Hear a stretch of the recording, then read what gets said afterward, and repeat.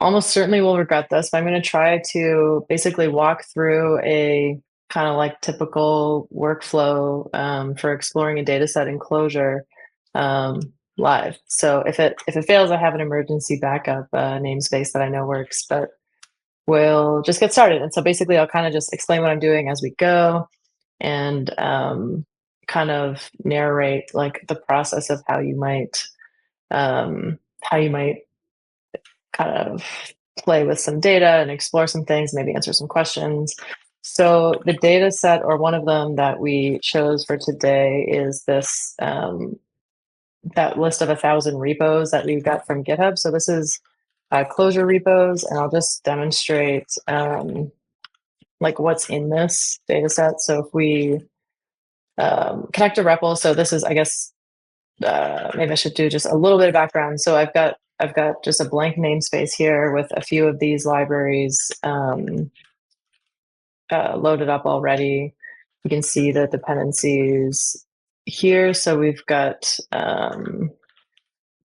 just kind of the standard Clojure, Clay, and Node. These are the real like kind of workhorses for this demo. The rest of these are kind of more incidental things related to fetching this data. So I'm going to skip that part today just in the interest of time. But basically, we just call the GitHub API a whole bunch of times to request information about Clojure repos.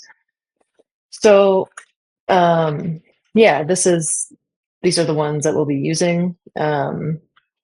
And yeah, so just right off the bat, if we wanted to see like what's in this data set at all, one way to do that might be to kind of do something like this. Like you can read it and check it out. You can see that it's basically a collection of records like this. So this is a load of data, everything the GitHub API returns to us about Clojure repos. So if you hit that endpoint requesting, then you get just like way too much information.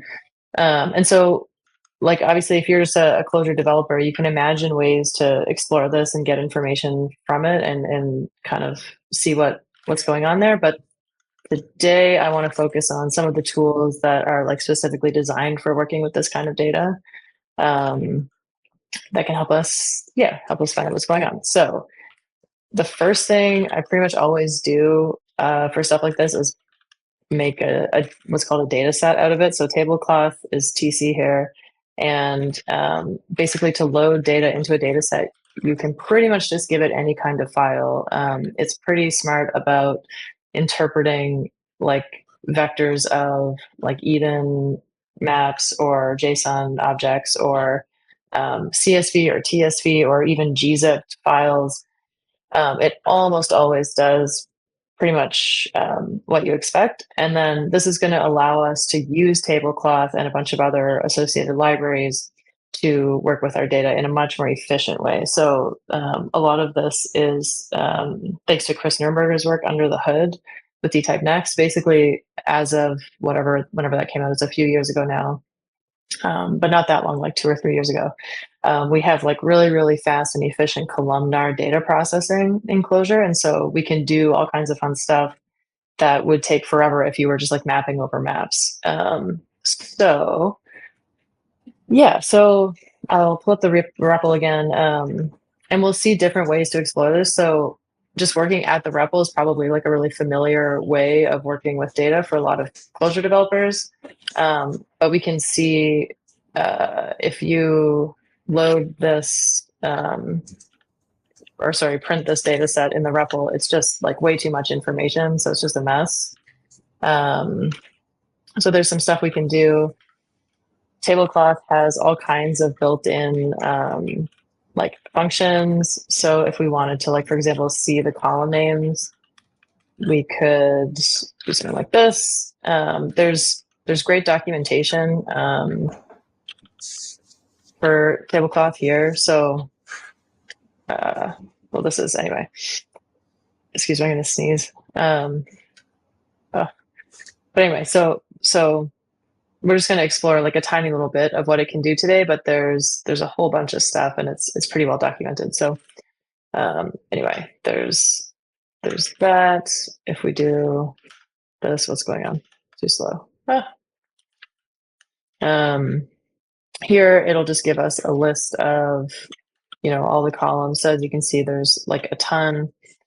And so, yeah, so how we proceed kind of depends on like what you're trying to get out of your data. So if we were like trying to answer some questions you might have about this, we might say like, who writes like the most Clojure libraries, for example. And so this is not necessarily like, there's obviously always the caveat that like your answers are only as good as the data you're working with. So we only have the first, like the 1,000 most popular Clojure repos here, just because that's what GitHub will give us. And there's maybe ways to get more, but but anyway, given this, we can do some stuff, we can explore it. And so basically, yeah, one of the questions maybe we'll start with is like, who owns these popular repos. And so from these columns, you can see the ones that are going to be relevant. There's a thing called owner here.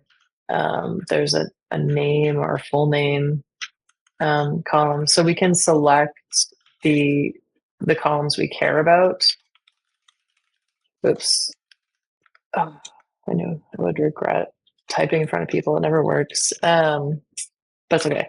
So yeah, so this is just how you select different columns in tablecloth. We can maybe get like the watchers count and the creative at timestamp. So this is going to return to us, select columns. This is going to return to us a smaller data set. So basically everything in tablecloth, like most tablecloth functions, return other data sets. And so this is one way, like I was saying, to work with data, but pretty quickly you get frustrated with this kind of stuff. It doesn't always fit very nicely into a REPL. And that's where all these notebooks come in that you may or may not have heard of. There's one called Clay, which is Daniel's library. And I've got it wired up, so this is kind of a separate topic that we can talk about later, or anyone can ask me about. I think Daniel and Tim will touch a little bit on, but basically it's there's lots of different ways to use Clay to interact with it. I've got it wired up to just a shortcut in my editor, but I know that's a very like Emacsy thing to say.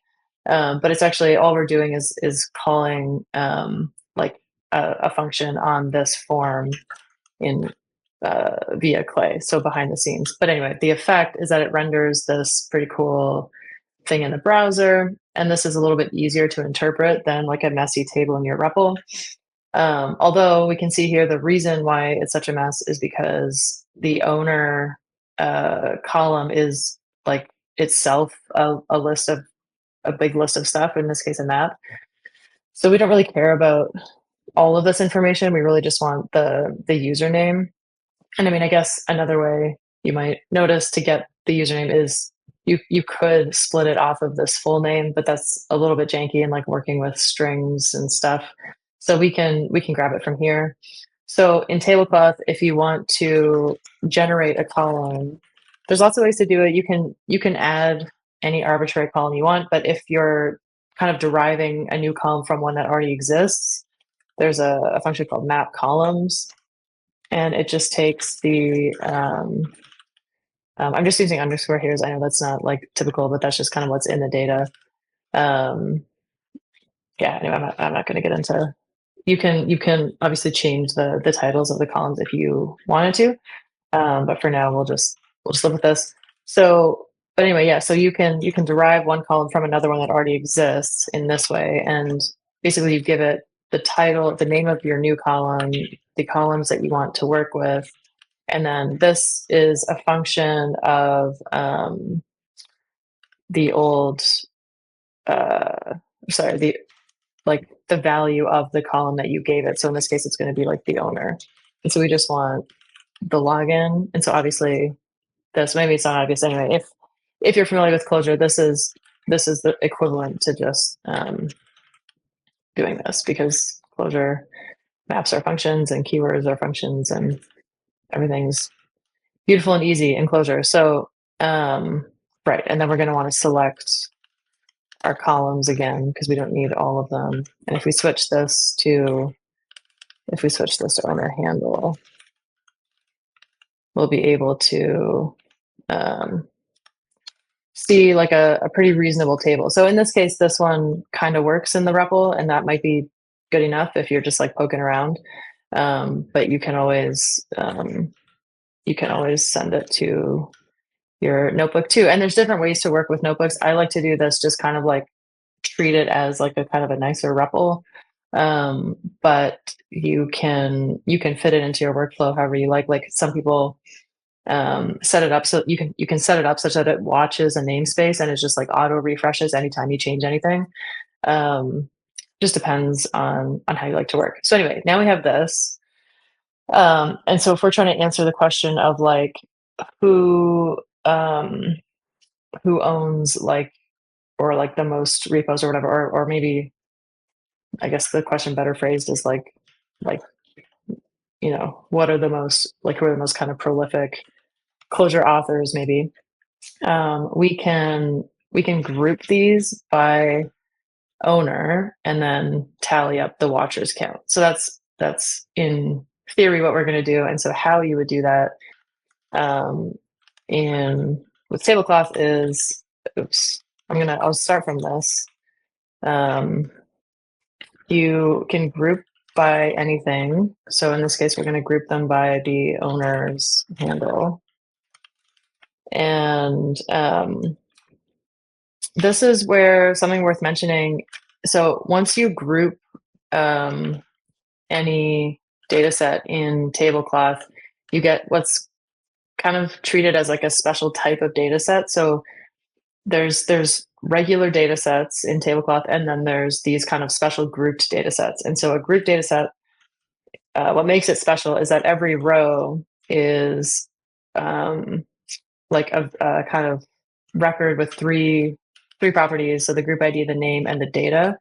And the name is the thing that you grouped by. And this might be a map with multiple keys if you grouped by multiple things. And this data is itself a tablecloth data set. And so you're kind of working with, now you're working with like a table of tables or a data set of data sets, if that makes sense. So it's a little bit like data setception-y, but it settles pretty well once you get the hang of it. And the nice thing about this is that a lot of the tablecloth functions and a lot of the functions that we're trying to build in the rest of the ecosystem just naturally work with grouped data sets. And so I'll kind of try to illustrate what that means as we go. So for example, if you want to just see what I mean, if we call as regular data set on this and then you get the first row. So this is something else worth mentioning maybe quickly. You might think like, oh, I'll do first to get the first row, but if you do this, you're going to get the first column, which is name. So basically, because data sets are like groups of columns, not rows, really. So so to get the first row, we do select rows, and then here it gives us this, which is probably hard to see. But this is the first row, so it's the name and the kind of sub data set. And then you can treat these rows. This is kind of another magic thing about tablecloth is they're kind of like maps. Like they kind of, if they work intuitively like maps, so I can just call data on it and get that first data set. So this is this is like the first grouped data set. So we've got all of Tonsky's repos, and then the watcher count and a bunch of other stuff that we don't necessarily need. So if we're starting with that and we want to aggregate the watcher count by owner, we will first group by the owner, which gives us that data set of data sets. And then, like I was saying, you can kind of just imagine you're doing like an operation to a single data set, and tablecloth will apply that correctly to all of the sub data sets and then kind of magically return like the final answer, so to speak. So if we just do like this, so aggregate is a function, does exactly what it says. It aggregates over like a certain column or whatever, you give it a map that takes with the keys for the new columns you want to add. Excuse me. In this case, just repos count.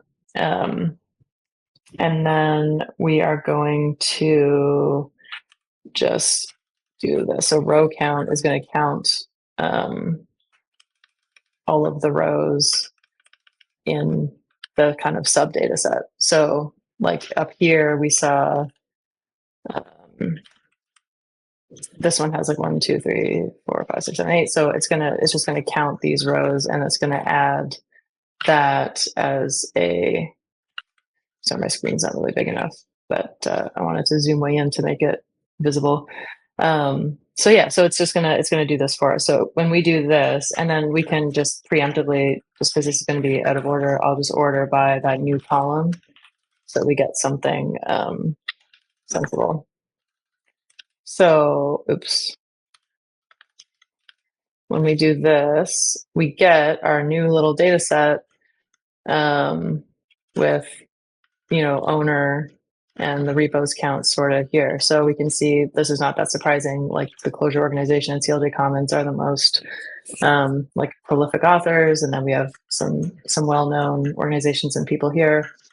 Nothing too surprising. So it's just kind of a quick like run through. That's one thing you can do. We could also you can do things that are a little bit more involved, like if you wanted to see who has the most watchers.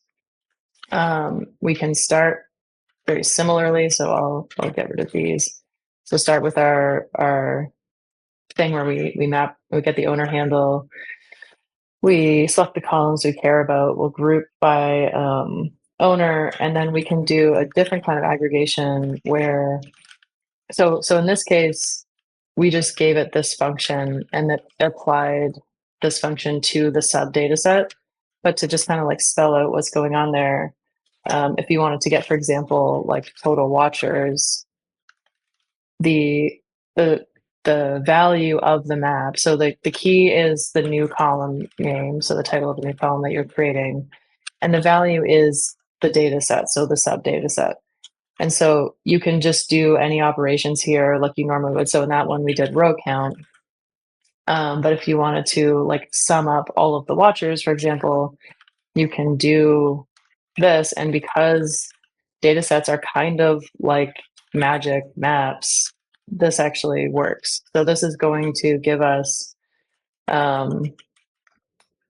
exactly what it looks like. It's going to sum up the watchers count for each kind of sub data set. So if we look at this, now we've got our other data set. So we've got the owners and all of their watchers. You could do the same thing for the repo name or whatever. So that's just kind of a whirlwind tour of like really basic like grouping and aggregation. Those like really straightforward operations in tablecloth. And for the just next few minutes, I want to go over another kind of, unfortunately very quick, but hopefully interesting examples of how you might do some really basic visualizations. So if we start with a question, so like maybe we're asking, do newer repos have fewer watchers, for example? To answer this, we'll plot basically watchers versus the created at dates. And so start with our repos, and it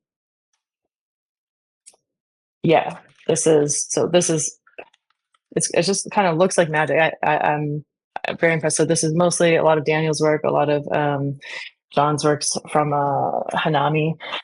So Hanami, I've talked about it before. It's I guess there's no time to really explain it, but it's a wrapper over Vega Lite. So the real like graphing engine or like plotting, like heavy lifting is being done by Vega Lite here, which is a JavaScript visualization library.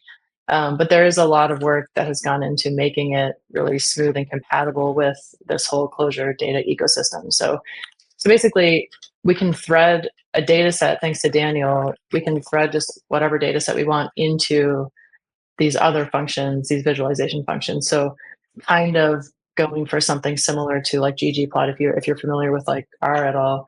It's got this really nice like kind of ergonomic way to work with data. So that's the ultimate goal of like all of what we're trying to do here, is just to make this like easier to work with. But yeah, so just to demonstrate kind of what that looks like, you can give it to this Hanami function, you tell it what kind of chart you want, and then you have to give it. So if we just start here, I can show you what this looks like. So we can send this to our notebook. So if you send this to the REPL, you will get stuff, but it's just a mess. So this is basically, it's returning like the full spec that Vega Lite uses to generate the data, which is like a lot of stuff. So it's not really that useful. You can see up here, this stuff is a little bit comprehensible, but then pretty quickly it just evolves into like garbled stuff. And so obviously we want to see what the graph looks like. We don't want to see what Vega Lite is interpreting. And so you can do that by sending it to a notebook. And again, like lots of notebooks do this. Daniel's going to talk a little bit more about different kinds of notebooks. But here I'm using Clay just because I'm a big fan. So we can make this work by telling it what to plot. So that's obviously just giving us an empty chart, X and Y, because it doesn't know what I'm thinking, unfortunately. So we can tell it, create it at, we're just going to give it, these are just the names of the columns. So this could be like a string or whatever your column name happened to be. Ours happened to be these like snake face keywords, but whatever that is. So we'll do this, and this is almost enough. The last thing we have to tell it is what type of data these are. So it's going to assume quantitative, I believe, so like numbers. But if it's not numbers, then it's not going to know how to parse them, because in our data set, these created at things are actually like dates, like Java datetimes or something like that. But if we tell it this is a temporal thing, it's going to apply its like date parsing magic, and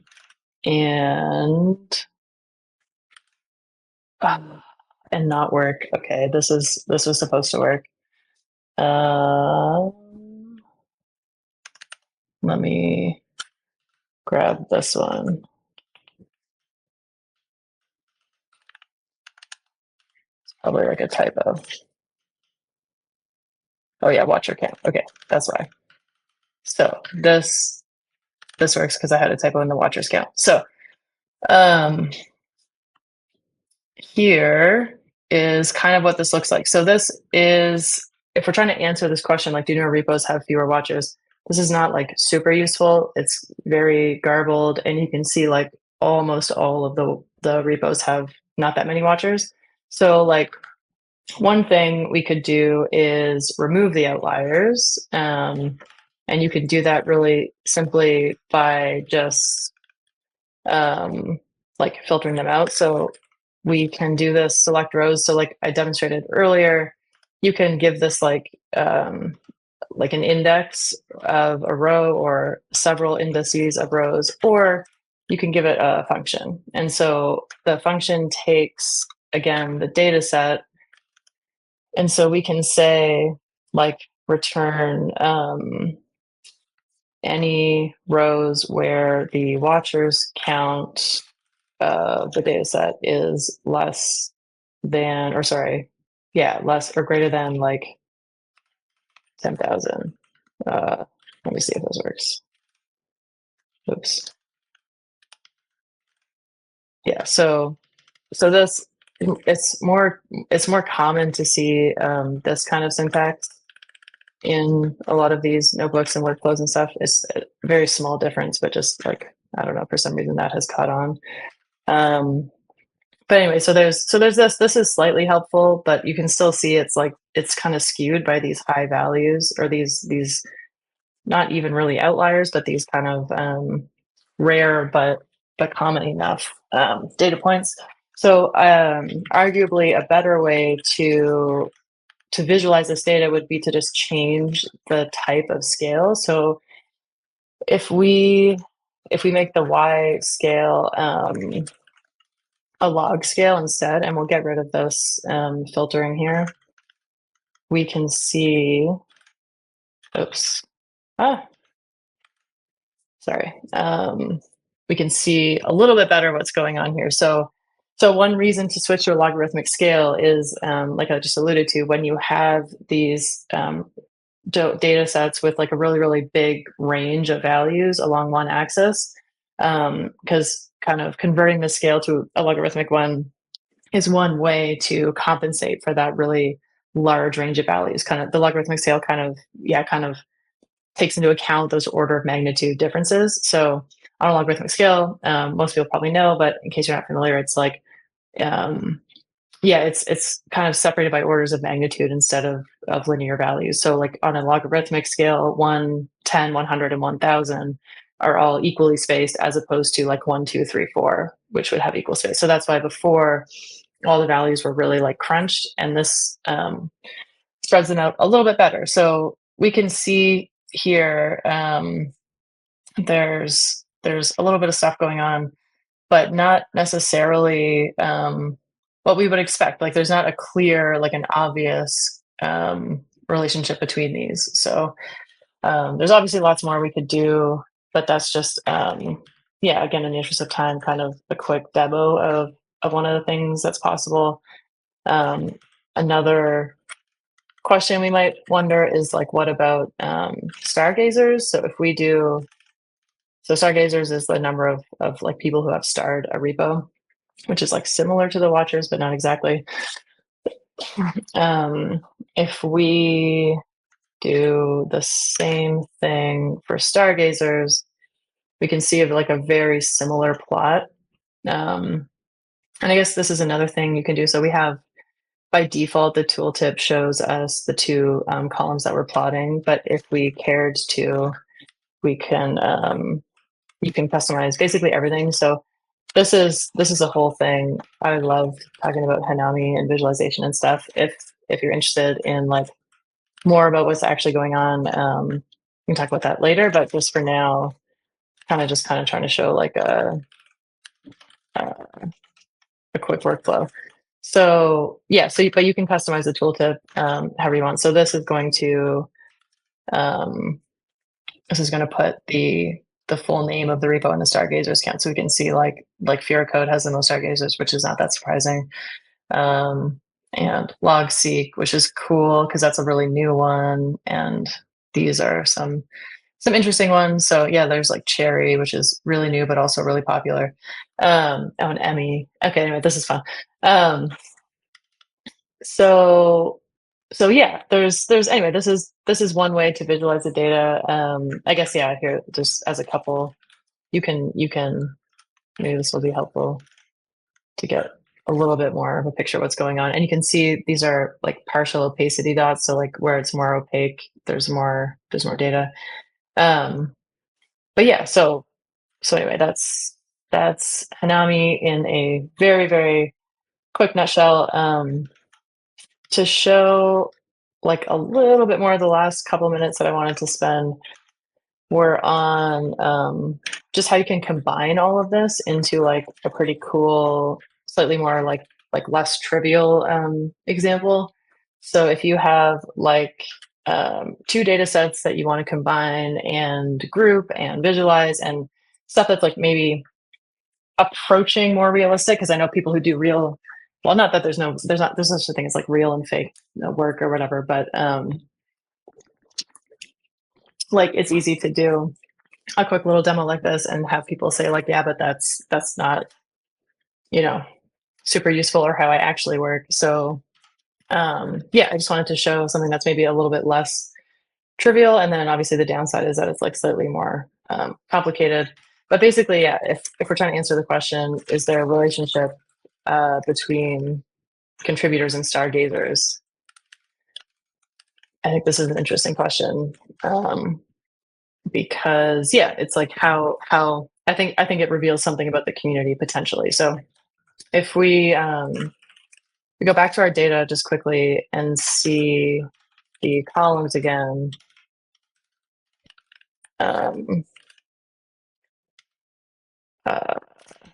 Here, we can see that we have like, well, these are not sorted. That's a mess. Sorry.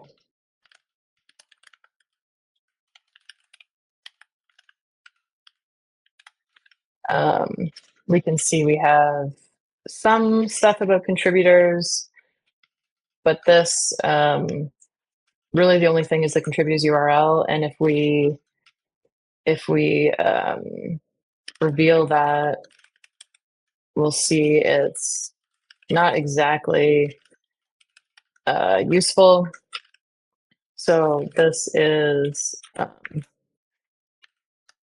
like just a URL that you can call that returns more stuff. And we did try like following these and collecting the information and all that, but unfortunately it just returns like 30 and you can't get any more. So for some reason, GitHub's API is pretty stingy, I guess, because it's trying to avoid people like us scraping all of GitHub. But we can get this information in a different way. So Daniel put together a data set of commit details. So I'm just going to grab the file name from my trusty file that works here. This is a data set of basically the commit logs of all of these repos. So this is data that was fetched previously. And again, I'm not going to go through that necessarily just for time's sake, but yeah, this is painstakingly cloning the repos and scraping the commit logs and getting information about commits to all of these repos that we've been talking about. And there is some information about Python repos in here too, which we'll see in a second. So yeah, so if we wanted to see, if you want to just explore quickly, I guess these are a couple other like helpful functions that are available in tablecloth. We have info, which I'll just do this. So it's a little bit too zoomed out. So, but anyway, it gives you some information about like the column names and the data types and all that. Another one is head, which you have in like pretty much any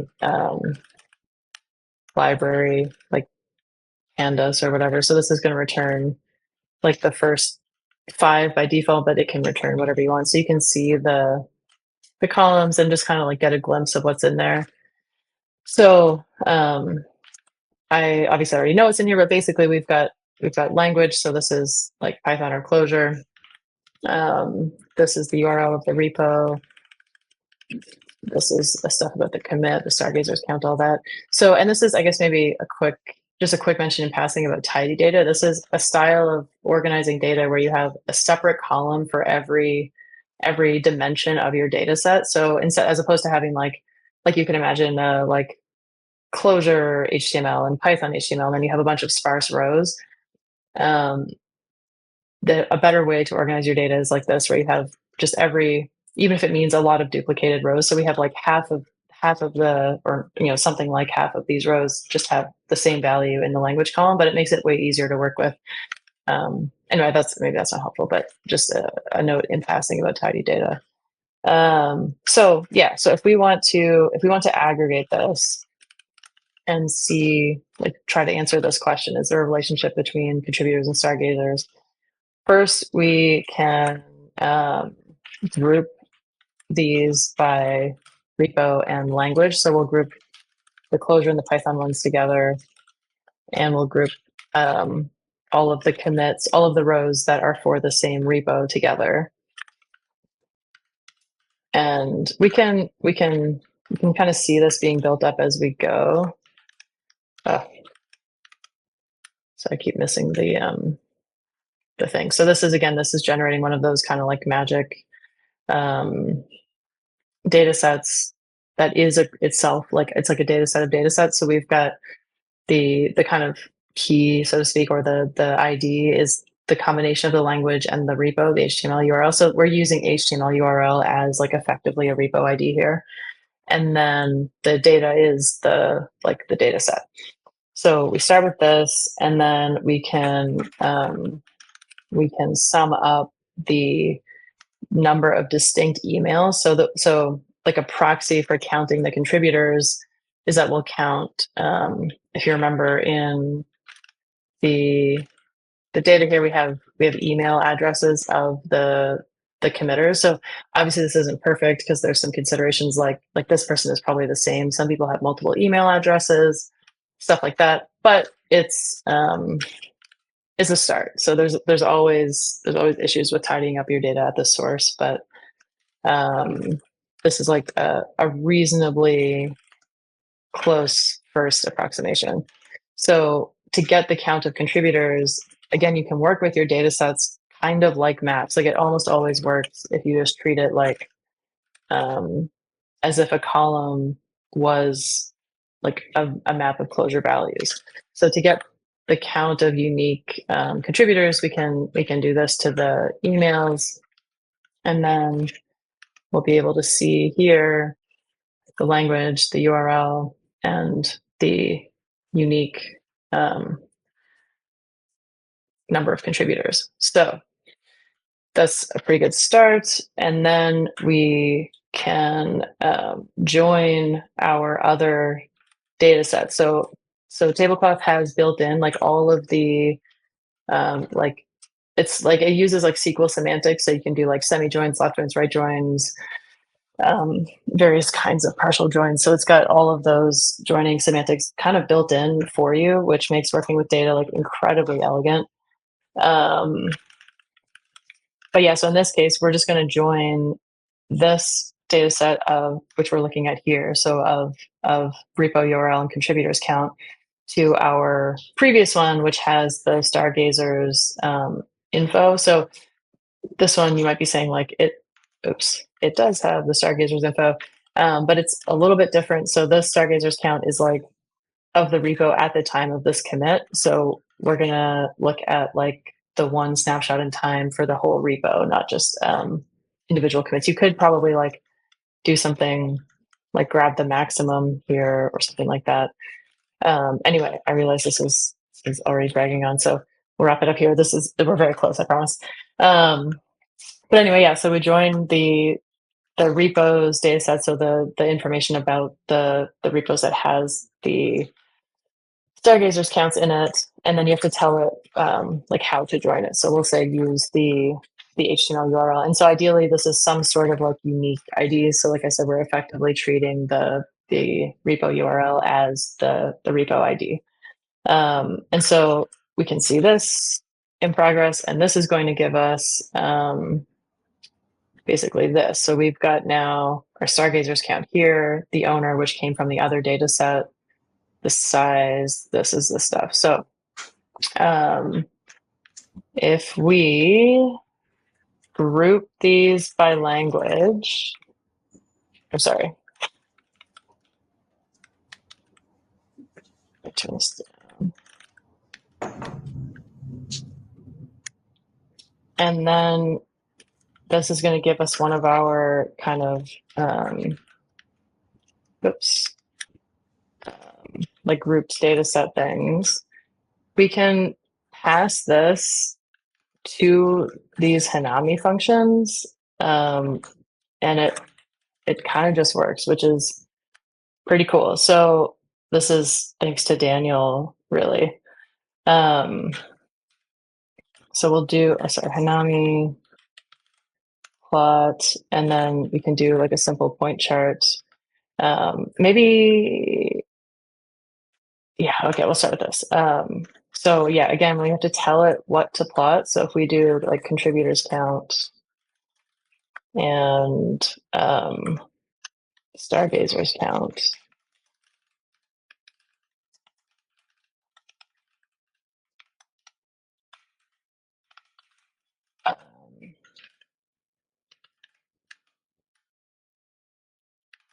sorry, it's slow.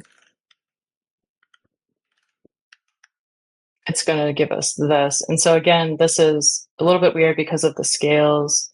So we can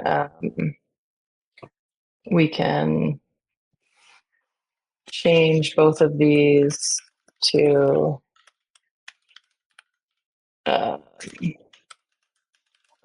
log scales and see them like this. And then we can even, so I think just in the interest of time, I'm just going to copy the final one.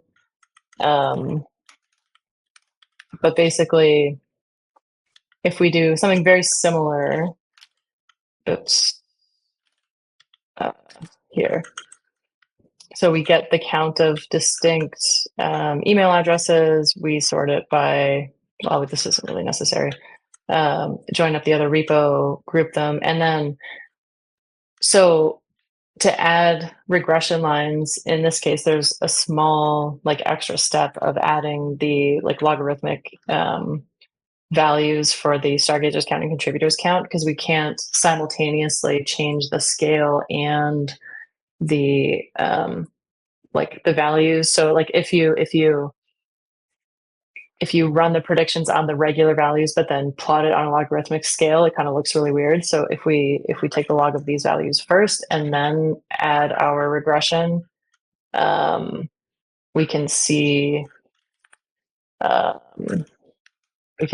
something like this. And so this, I could talk about this forever, but basically this is just the goal is to just kind of demonstrate where we're at in the community and what things are looking like and what's possible. And so, hopefully in the context of answering questions about something that's potentially actually interesting, I don't know exactly what to make of this, but I think it says something potentially interesting about the community. In Clojure, we have, typically more contributors per library. We have more popular, fewer libraries that are maintained by a single person, and the ones that tend to be more popular. So anyway, kind of just gives you lots of insights into your data, and hopefully a sense. Obviously, this is a little bit more verbose than R, but it's not a ton, and hopefully gives you some sense of kind of where we're at and what's possible in Clojure these days. So yeah, you see, Kira just explained everything about everything. So it means my part can be very brief. And I'll just add a little bit more about how it feels to have a workflow with some data question, and how we can combine a few of the relevant tools and libraries that Kira has mentioned already. And I'm Daniel. I'm a community organizer, mostly at the Scicloj community.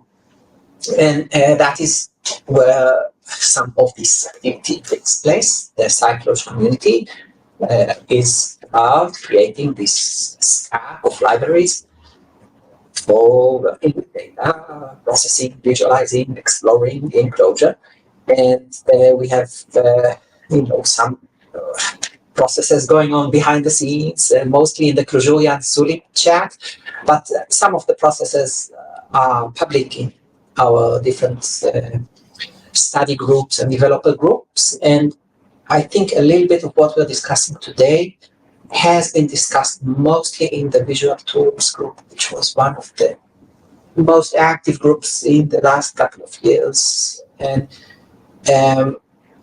I think that is where this collaboration of the three of us began. And I'm so thankful for Tim and Kira for being able to work together and kind of find some clarity about our problems together.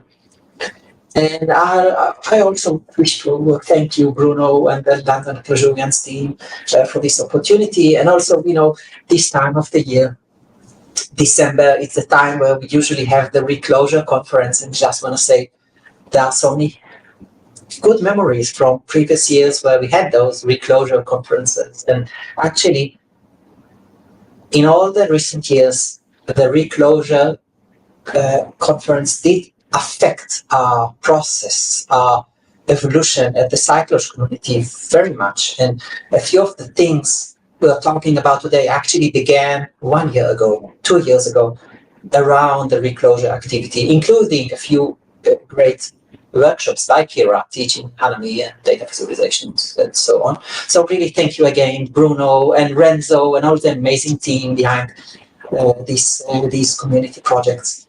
And what we'll do in this small part of the meetup is, talk about two things.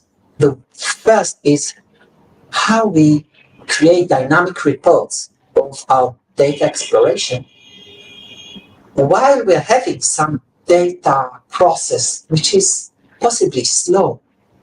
How can we be dynamic alongside the slow process? And the other thing is how we can do some data processing and visualization, as Kira demonstrated, and have these things going on in harmony. So this part will be brief, kind of continuing what Kira has already explained.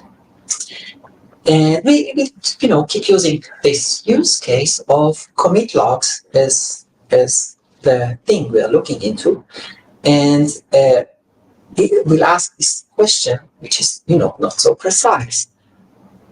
Which projects, repos, are encouraging community contributions? Sorry for the typo. So we'll look about community contributions to GitHub repos as the main focus of this analysis.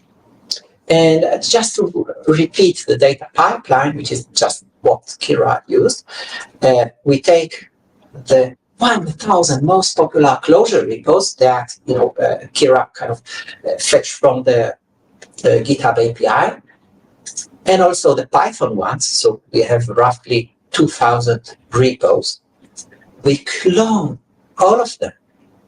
So we have local clones of them, and then we can look into the commit logs comfortably, and we process, visualize that. And there are a few limitations of this process we're discussing.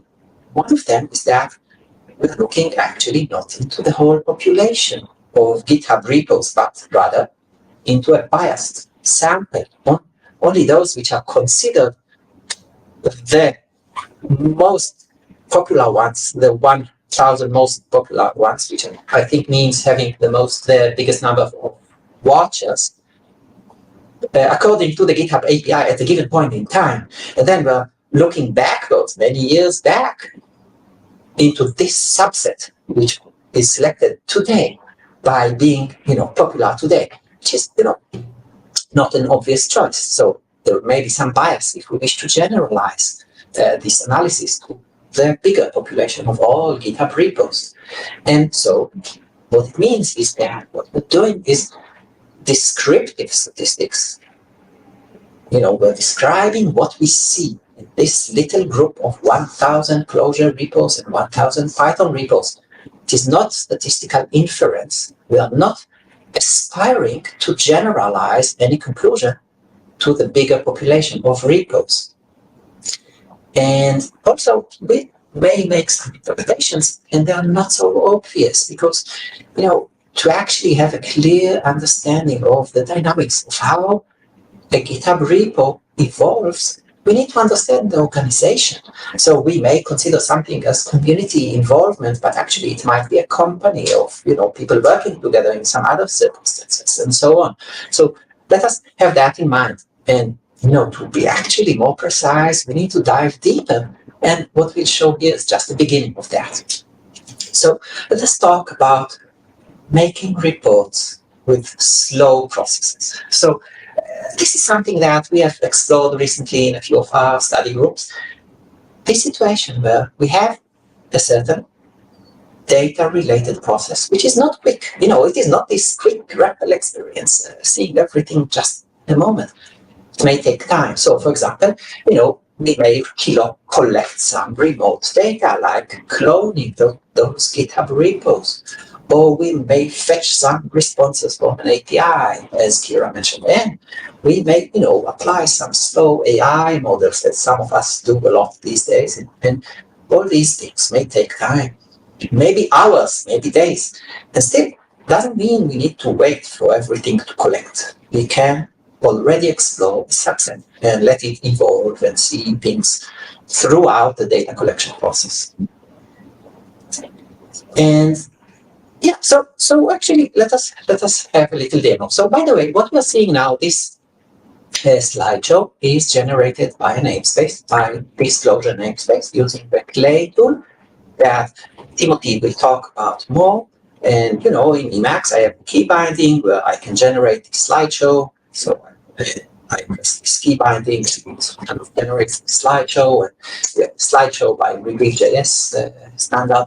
And also there is another key binding to generate a nice notebook using this quarter publishing tool that Timothy will talk about. So it's another view of the same thing, the notebook view, and there is a more lightweight notebook view, which is just plain tiny HTML thing. So there are these different ways to send something to visualize, and we're using that behind the scenes. And so we have another namespace now. So let us go there. So this other namespace is where we look into some gradual process of collecting data. So as we said earlier, our process is about cloning many GitHub repos and looking into the Git logs. And this takes time, right? So here you see some file processing going on here. I'll not look into all the details, but we have this I/O process, which is slow. And what we're going to do is keep track of that using Clojure atoms, which is one way to keep track of state. So, we may not look into all the little details. Sorry for printing. So we'll not look into all the little details, but the idea is that we're cloning many repos and we are looking into the Git logs. And, if they're already there, we are not cloning them again. So we have that, and we may send this process to run in a separate thread. So let us actually do that. So you see, I'm running this future code that we should just send this data collection process to run. So it's running. Now it is fast because these repos are already there, but at some point it reaches a repo which is not there already on my local file system. So now it is actually cloning it. It takes time. Maybe it is a big repo. I'm skipping the huge ones, but there are some big ones. So it's keeping this data collection process and keeps going. And now we can open one of the tools we like, this portal tool that many of you already know. View, just so that we can see things better. And now, in the portal view, I submit this atom, which is collecting the commit logs of these repos. So you see, this atom is updating because Portal can listen to an atom and provide this dynamic data navigation view of this data structure which is evolving. So, let us stop for a moment and be thankful for this situation where we can manage state in a multi-threaded way and not worry about it at all, because we are in Clojure and we are functional and we have atoms and we have Portal, which is so clever about handling atoms, and it just works, and that is so useful. And we're seeing a lot of that in our study groups these days, because some of us actually do things which are slow.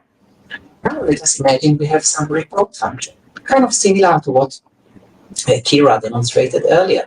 So we have this report function that does some data visualization, and we can push that to an atom as well and have that atom appear in Portal as well. So maybe I'll make the font just slightly smaller, and first, let us look into how a given report looks. So we have those 220 repos already cloned. So we have the Git logs of all of them. So we have some data to look into already. So first, I send this report to be visualized in Clay, in the tool we have in the browser on the left. And you see we have this plot, which is similar to what Kira explained. And we have the tooltips and everything we learned from Kira just a few minutes ago. But we can also push that to an atom. So let's do that. So I'm pushing that to an atom, and I submit that atom to Portal. So now we have the same view active in Portal. And you see these views are kind of compatible. That is part of our Visual Tools group, making experiences which are compatible across tools. And Timothy will talk more about that later. And another thing we can do is add a watch. So we can watch this other atom with the commit logs being collected gradually. And every time it updates, we can update the visual report. So to do that, maybe let us run a longer data collection process, because these 220 have already collected. So let us maybe run 300. So let us get it going. So you see it is running, first going through those which are already there, now starting to collect new ones, slowly cloning repos and looking into the Git logs. And then I'm adding this watch. So the update report action will take place every time the data collection process happens. So now we have this plot gradually updating every time we have a new repo cloned. And gradually we can see this pattern emerging visually. And so that's just a tiny demonstration of the idea that we can be dynamic and we can explore things visually, and we can do that in different tools whenever we have quick processes but also slow processes. So that was the first part, and the second part is about combining our different libraries. Let us maybe stop there. Okay, so this is the last repo to be cloned, and I also close the Portal view. So we have less things on the screen. And let us go to another namespace. This other namespace is about, about other contributors to a repo. What we're trying to see is, given a GitHub repo where you have your main contributors, the 1 or 2 or 3 or 4 or 5 people who are actually committing a lot, right? Actually, possibly most of the commits to the repo are given by those very few people. And then we may ask, what about the other people committing to the repo? Are they many? Are they, becoming, a bigger part of the project? So let us try to look into that, into who is actually committing to a GitHub repo. So we have this data collection process, data processing, more joy of tablecloth, things that we have already learned in Kira's part, and also using this nice tech parallel library for parallel computation. And we have this structure generated. Let's look into that. So that is a table with Clojure repos and the evolution throughout the commits. Oh, maybe let us have a better look at dropping some of the unnecessary columns. So here it is. That is a table. It's a table showing a tablecloth data set, and all those columns are counting not only the number of commits in these leftmost counting columns, but also the number of commits by the most frequent committer, this rank 0 person, and the number of commits by the rank 1 person, the second most committer, and so on. So we have these numbers growing gradually, these growing numbers of commits. And so here in the first row, for example, we had 2 commits, and they were all by the rank 0 person, the one who has committed the most. And in the second row, we had 3 commits, and they were all by that most committing person. But later we have commits by other people, so the other columns are growing. And or maybe I can zoom in. So you see we have these numbers growing while the repo is evolving, not only the most committing person, but the other ones. And then there is this column called other. Other is counting all the commits by people who are not the 5 most committing people. So you see this other column is growing as well. And we are curious about that. If this column has big numbers, it may mean that this repo has a decent, involvement of the big crowd of the community. That's an interpretation, and sometimes it might be valid. So first, let us look into how the main number is evolving, just the total number of commits. So I'm sending this to be visualized, and you see, as Kira explained, we have a grouped data set. So we get a table of many plots, one plot for each repo. And you see different repos have different timestamps by which they grow, sometimes many years, sometimes more years, sometimes just a couple of years of a lifespan. And they have different patterns of the shape of things, of the rate and the varying rate of growth. And now we want to make it more detailed and color this by the different people committing. So we have this so-called rank 0 person, the one who is committing the most, and the rank 1s. The rank 1 is the second most committing person, and so on. And also the others, all the commits which are not by the 5 most committing people. So we send another plot, and it is again, using things that Kira mostly explained, a different kind of data visualization template, an area chart, where we have this area colored.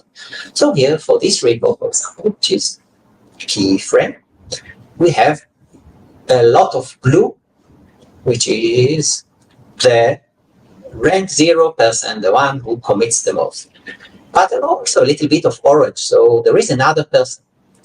We look into these people using the emails in the commit log, so possibly these are just 2 emails of the same person. We are not trying to distinguish automatically, but you see the point. Sometimes most of it is just by very few people.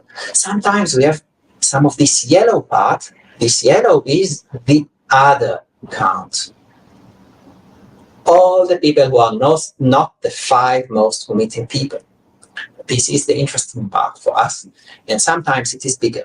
So to make things more convenient, let us add more information to this table so we can order the columns. You see, this table is this old JavaScript library called data tables from the jQuery times. It is so useful in, looking into data, sorting and searching. We can search for a library by name and so on. And so let us make it more detailed and add some columns that will help us sort it conveniently. So I'm sending another data visualization to be shown. It's a bit slow because we are creating, hundreds of plots and setting them here. And you see now we have a few other columns. So total commits is the total number of commits of the repo. Each row is a repo and has a different number of total commits.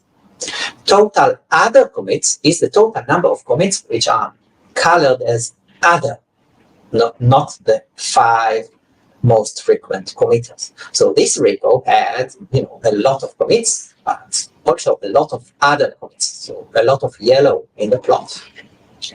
And the other ratio column says, which proportion of the total number of commits is colored as other, as yellow. So here, in this case, we were sorting by other ratio. So we see the ones which are, enjoying the crowd the most by our interpretation, which could be, not a valid interpretation because some of these repos are maintained by a company. So these may just be a big group of workers like this one, I think, and so on. But you get the point that we can dive into the details and explore further, and we can also sort by this column. So here we see the other end where there is no yellow at all. So these are repos with very few committers and so on.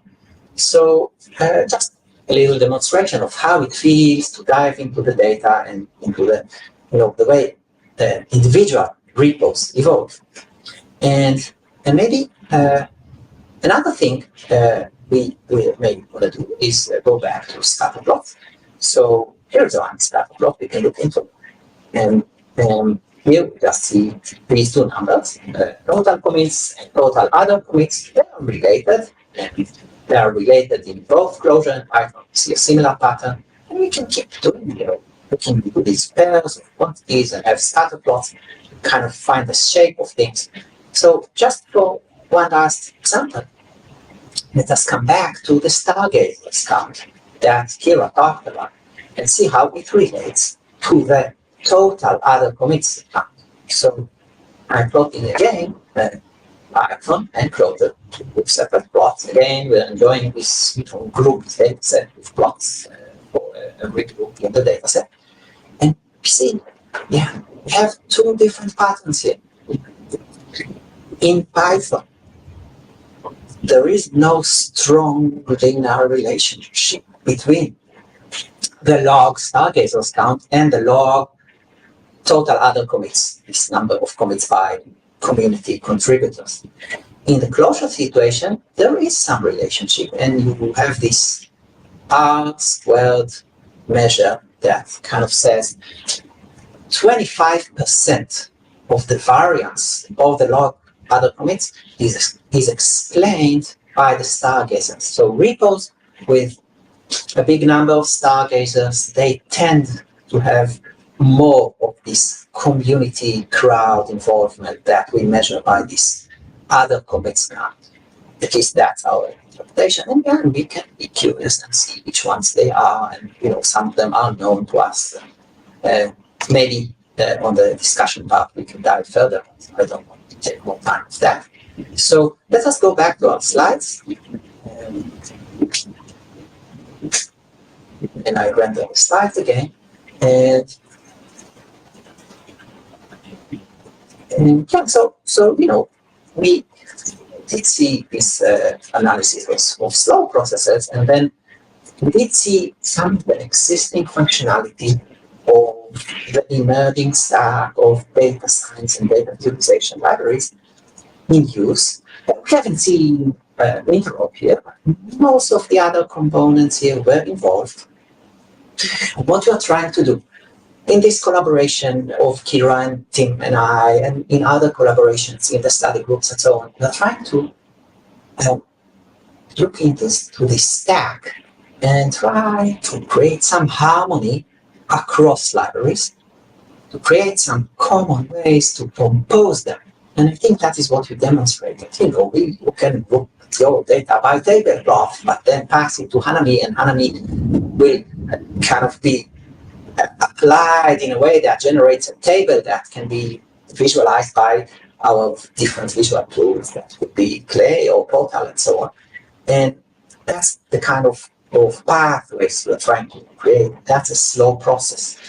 Notch is a library trying to collect a few of the relevant dependencies of these libraries and compose them in ways which are suitable for common use cases.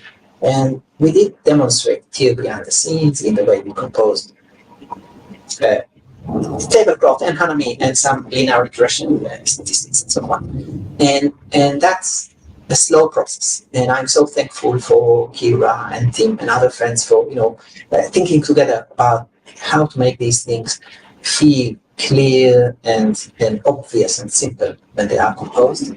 And we'll keep doing that. And yeah, thank you for this part. Yeah, I'm Tim. I'm going to be talking a bit more about how to code a book. I'm originally from Australia, so that hopefully explains my accent. I live in the US now. In my day job, I make a lot of graphs, and I built a diagramming app to make graphs called Hummi, because I think looking at graphs can help people explore ideas and concepts. And I like books a lot. To me, a book is always a reminder that you can learn anything, and I think that's just a really empowering thing. I think they're super valuable. Libraries rule. Whenever I visit a city, the first thing I do is I head down to the local library, and they're usually, a really impressive building, and they're full of books, which is awesome.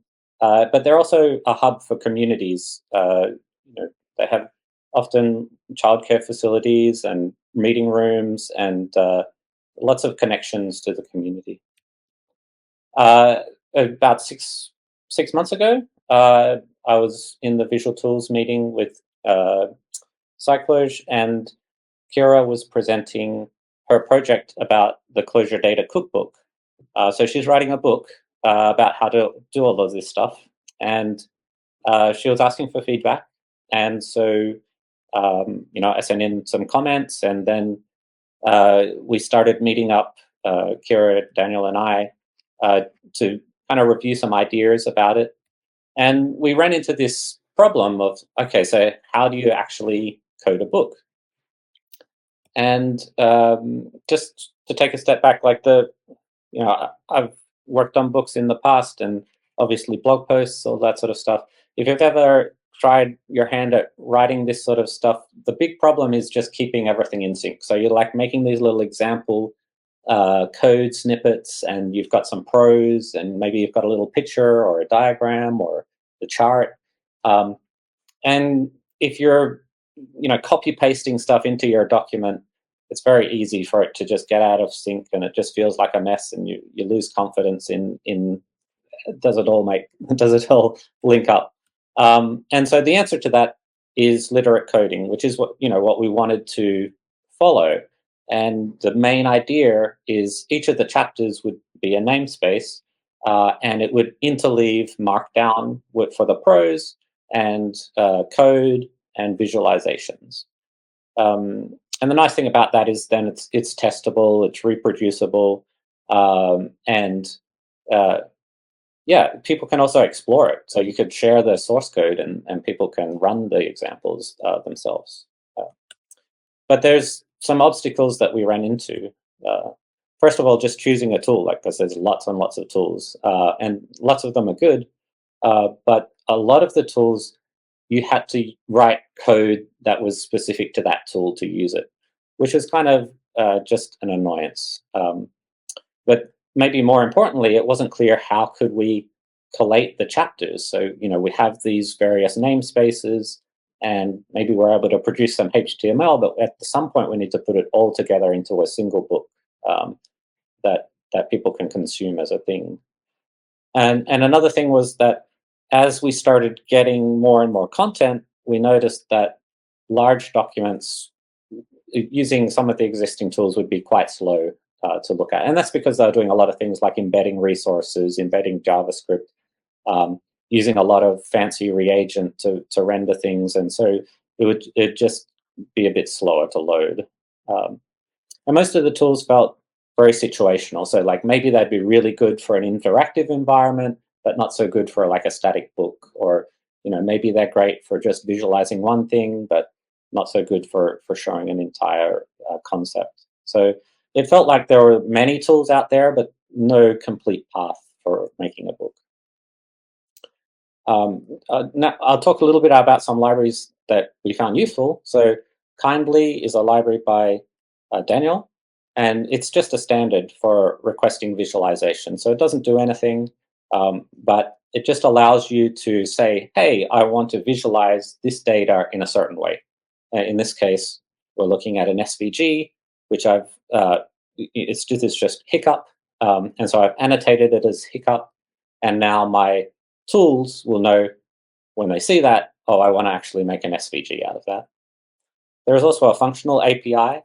The main advantage of this is just that you'll know what kinds are available, and your editor will probably help you if you make a typo or something like that. So that's nice. And just to point out the difference, like you can annotate with metadata without any dependency on anything, actually. But if you depend on kindly, then you can use the functional API. So that's the only detail there. Kindly is supported natively by Clay, which is great. So you can just use it. But there are also adapters for other tools, so Portal and Clerk. And what this means is that if you annotate with visualizations, your visualizations like this, you'll be able to use them in Clay, Portal, and Clerk. So you have options. And Clay is another tool by Daniel. Just to explain real quick, its main purpose is to support both dynamic visualizations and static documents. So you've already seen all the dynamic stuff that Kira and Daniel were showing, but I just want to emphasize that at the end of it, you can also come out with a nice HTML document. But at the time, it didn't support books, and we wanted to make a book. So one other tool from the R and Python community is Cordo. Cordo is a very mature tool. It can make books, slides, and websites, and it's all based around Markdown.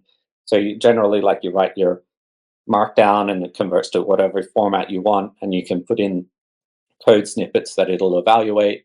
It's based on Pandoc, which is very well established, can do a lot of transfers between formats and that sort of thing. But it doesn't have an evaluator for Clojure yet. And it'd be interesting to investigate that. But we thought what we wanted to do was start with Clojure, output Markdown, process that in Quarto, and let Quarto put it into a book. So that seemed like a reasonable path forward.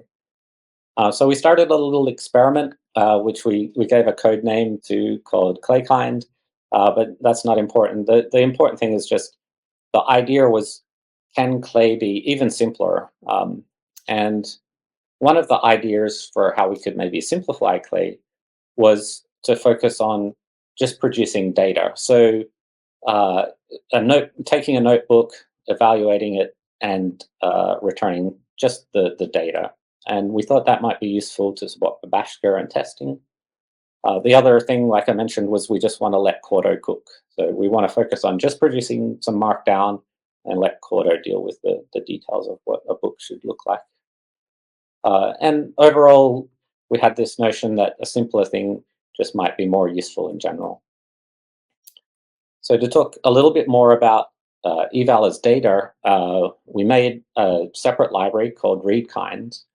And its only task was to take, your namespace with all your code and interleaved Markdown, and produce a sequence of what we call contexts. And a context is just a map that describes each of the forms, the value after you evaluate it, and any kind that gets inferred or identified on any of those forms.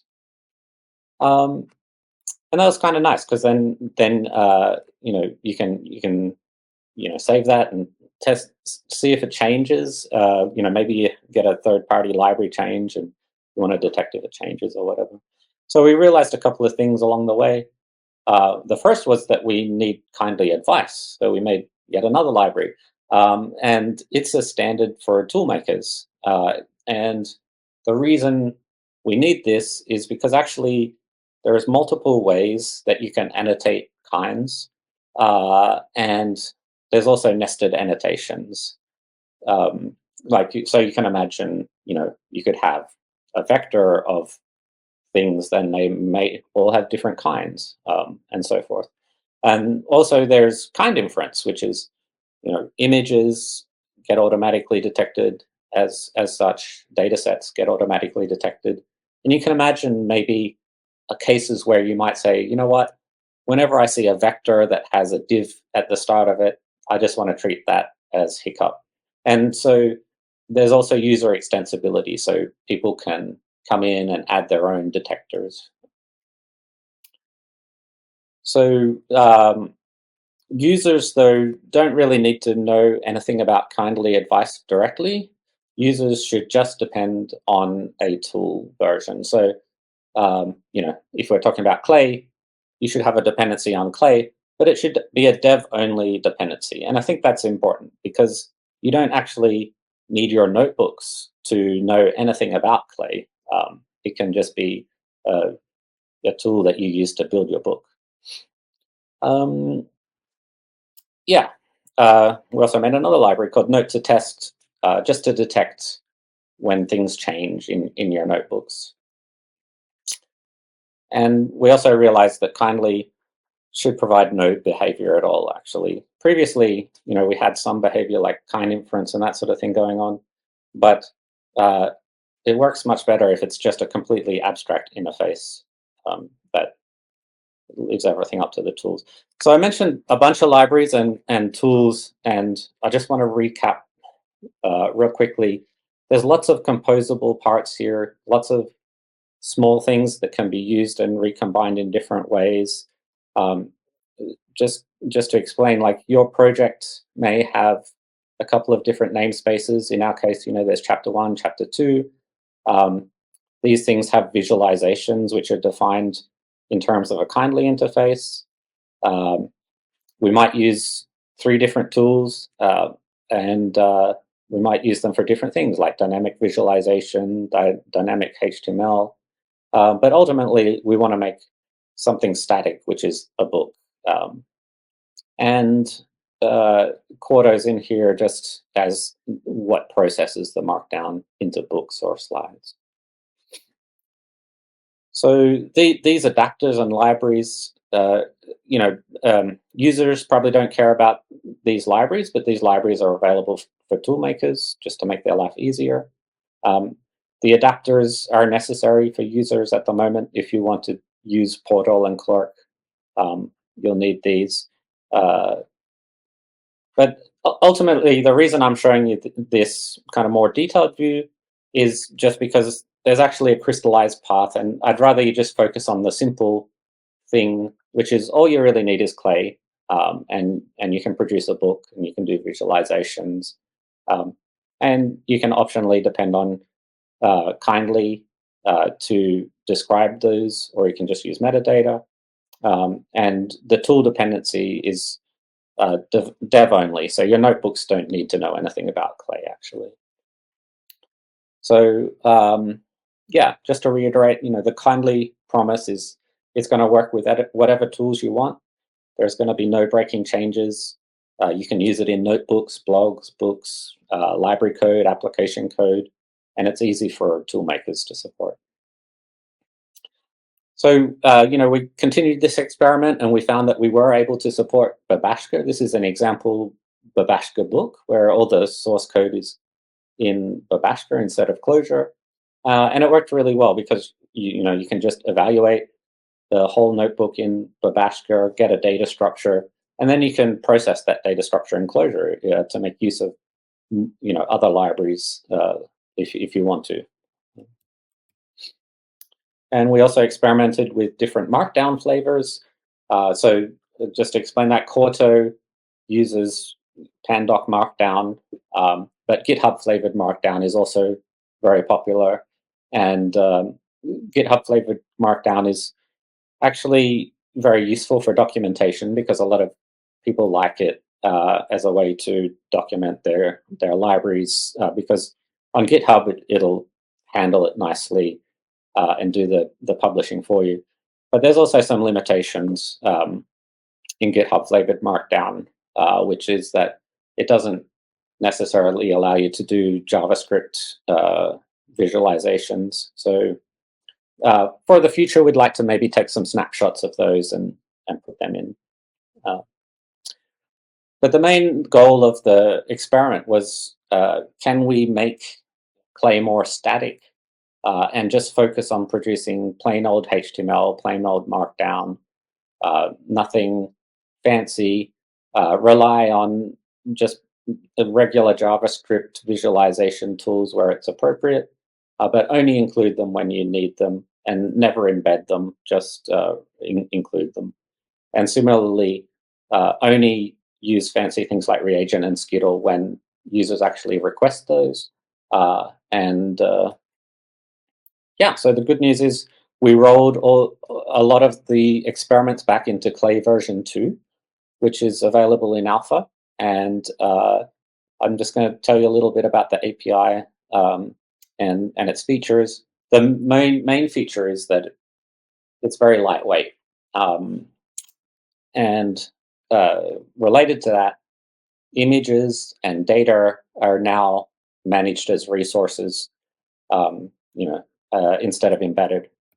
And the outcome of that is that the pages load really fast, which is awesome. So, if you want to see the difference, just go to the Clay project and look at its documentation, and it loads up really snappily, even though it's got a lot of complex stuff going on, because it's just using normal HTML. Another feature is there's a clear separation of the source from the target files that get produced, so you can just blow away your target stuff if you want to, or whatever, recreate it every time. It has the option to render an entire project, or just a single file, or an individual form. You can choose whether you actually want to serve the file or not. Most importantly, it supports books, slides, and websites. So the new API is focused around a concept of options. So you can have a configuration file. Maybe it has to be called clay.eden, and in there's just a map of options. And if you want to actually render something, you can call the API make function, and you can pass additional options when you do that. And those extra options will just get merged in on top of whatever you have in your clay.eden.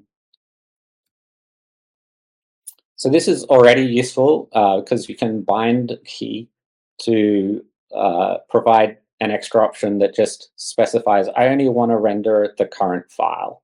So in IntelliJ, this is how I'd set up the key binding with a little tilde current file that'll get replaced by whatever the file name is that I'm in my editor. And so when I run this, it'll take the project configuration and it'll say, I want to only render the source path of the current file. Similarly, I can limit it to just do a single form. And this is how you do that. Again, this is another one that's really useful to have a key binding for. You can say, I want the current file, but I also just want to look at the current form. And so that's useful when you're just iterating on one particular idea. You can just visualize that one thing. Supports multiple namespaces, so you can obviously collate a whole lot of different namespaces to get executed at once. And in this case, you could just execute that with no options at all. And you can also actually call this from the command line, which is nice if you don't even want to start up a REPL, or you have like some CI task that you want to build your your visualizations, your book, or your blog post, whatever it is. You can just run it from the command line. Some other options you can do: serverless. So if you say show false, then it won't bother starting a server or rendering it in the browser. It'll just produce the file. So again, for CI or something like that, that would be useful.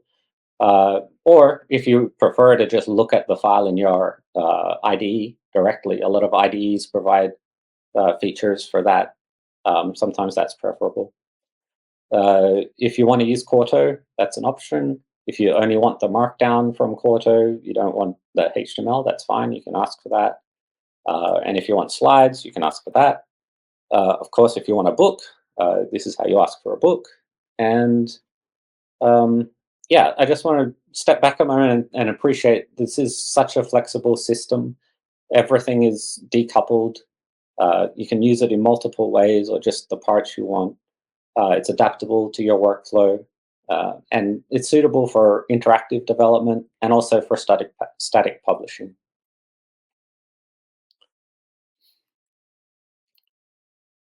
So now it feels like we have this really beautiful path to how to literate, which is, you start a namespace, you explore some question, some idea, or some data, you write some prose, some code, you include some tables, put an image in, maybe some charts, and you can visualize it from your editor And when you're done, you can actually publish it as either a document or a book. And yeah, it's super impressive to see what Kira has produced with the cookbook so far. And it's so nice to be able to visualize parts of it or the entire thing using different tools. And it really opens up a lot of options for your readers. So obviously some readers would prefer to just go through the book and read all the content, but some readers may prefer to actually open up the source and step through and visualize it as they go, and maybe play around with it. So it just opens up a lot of options for people consuming your content. So I really want to encourage you to try it out. If you write blogs, or if you want to write a book, or yeah, or if you just like communicating, probably a lot of people here make reports, that sort of thing. It's useful for all of those things. All you really need is a dev dependency on Clay, and you can have an optional direct dependency on Kindly. So I'll just reflect a little bit on what I learned from the collaboration with Daniel and Kira. About data specifically, we all have these kind of questions, we observe things, we want to write things. And so in some sense, everybody is a data scientist, or at least everybody can benefit from this path to literate. And about writing, I think it really crystallizes your thinking. It creates knowledge, and it's best done in code because then it has all those benefits of being reproducible and explorable. And so notebooks really are namespaces. And about critical thinking, it's something that really requires imagination.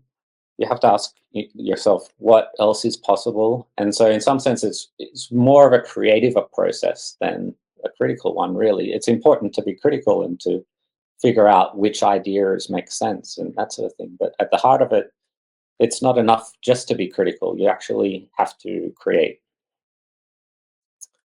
And about simplicity, it really brings a lot of clarity and focus. And sometimes you can discover universality, which allows these things to plug together. And that's what we really like in the Clojure community, is that we're able to make workflows out of these simple libraries, these simple tools that all fit together nicely. And standardization is something that actually is quite useful. It establishes that interface, and then you can have all these selectable parts. And to that extent, it fosters composition. About composition, you really need both unity and variety. But what I mean by that is, everything has to be similar enough that you can use interchangeable and put them together. But there also has to be a lot of variety in terms of different little pieces that fit together to make something interesting. And when you have that, you can actually do experimentation, and you can make use of your creativity and try things out. And having done that, it's super important to actually crystallize that into something, take those combinations and make something concrete out of them. So yeah, again, we love lightweight, adaptable parts, and we want to have a complete path from ideas to publication. About connecting, it's been great working really closely with Kira and Daniel. I think it provides a lot of purpose, provides a lot of fulfillment, and it builds a sense of community. And about communities learn together, they solve problems together. And Scicloj was born from a very simple vision of just small groups working together on problems, thinking, collaborating, solving, and writing. And yeah, I'd really like to invite you to consider joining one of these study groups or a working group, or suggest a new group. We'd really love for you to join us in the search for answers. And your community needs you.